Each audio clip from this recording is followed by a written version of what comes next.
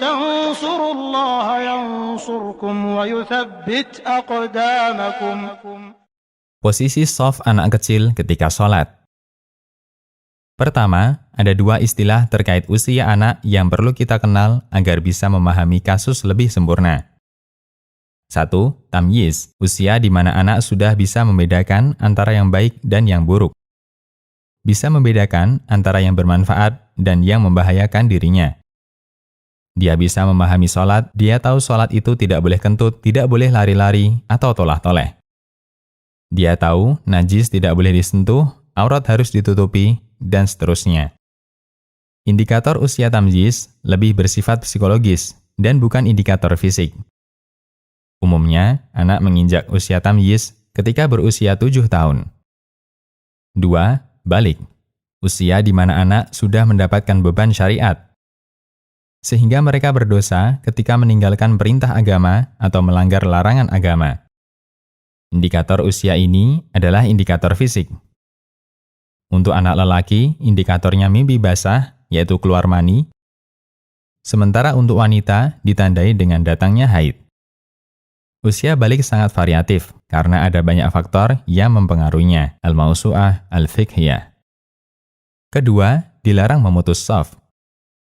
Memutus shaf dalam sholat hukumnya terlarang. Bahkan Nabi SAW memberikan ancaman rahmat untuk dirinya akan diputus.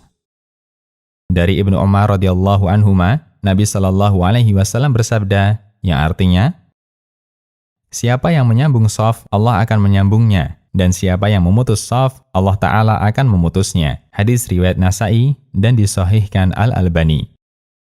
Al-Munawi mengatakan, siapa yang memutus shaf? Bentuknya adalah orang yang keluar dari shaf tanpa kebutuhan. Atau dia masuk shaf, sementara dia biarkan ada celah antara dia dengan orang yang ada di sebelahnya, tanpa ada kebutuhan.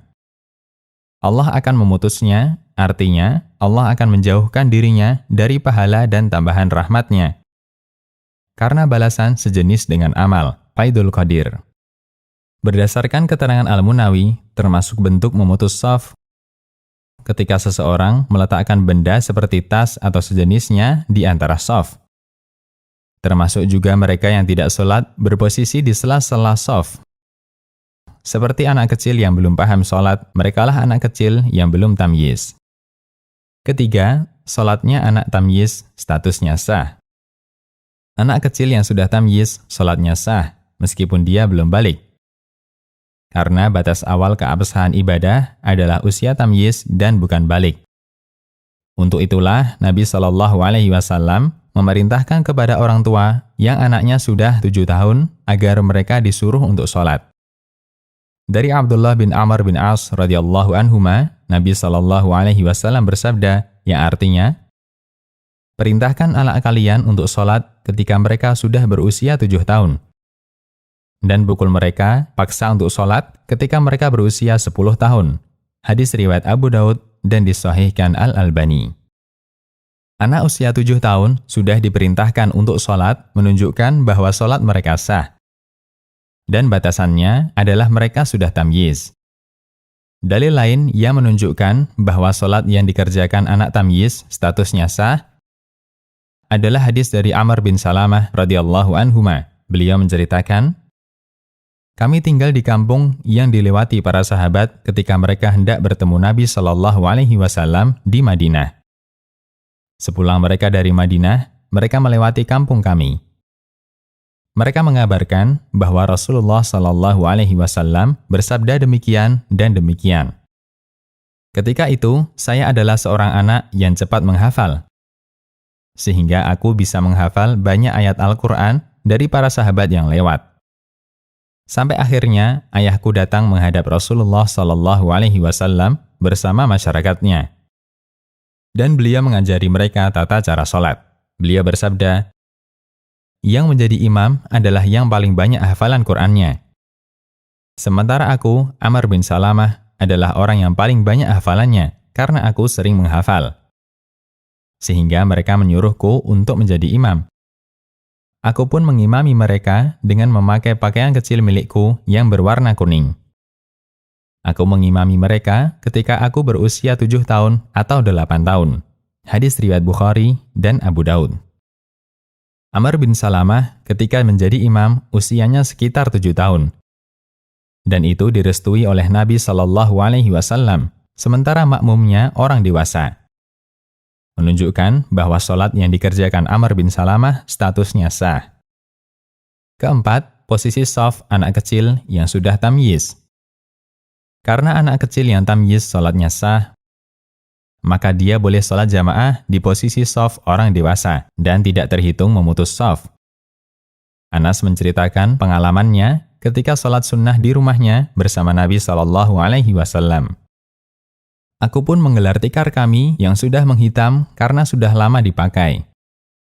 Kemudian aku perciki dengan air, lalu Nabi SAW berdiri menjadi imam, dan saya membuat shaf bersama seorang anak yatim di belakang beliau, dan ada nenek di belakang kami. Lalu Rasulullah SAW mengimami kami sholat 2 rakaat dan salam. Hadis riwayat Bukhari dan Muslim. Anas bin Malik radhiyallahu anhu membuat shaf bersama anak yatim. Dan pengertian yatim adalah mereka yang ditinggal mati ayahnya sebelum masa balik. Kemungkinan besar anak yatim ini sudah tamyiz. Kelima, anak yang belum tamyiz. Anak yang belum tamyiz belum bisa memahami salat. Terkadang dia tolah-toleh, dia kentut diam saja, atau banyak gerak. Sehingga anak yang belum tamyiz salatnya batal. Untuk itu, anak belum tamyiz tidak boleh diposisikan di sela-sela shaf. Karena jika diposisikan di sela-sela shaf, dia akan memutus shaf.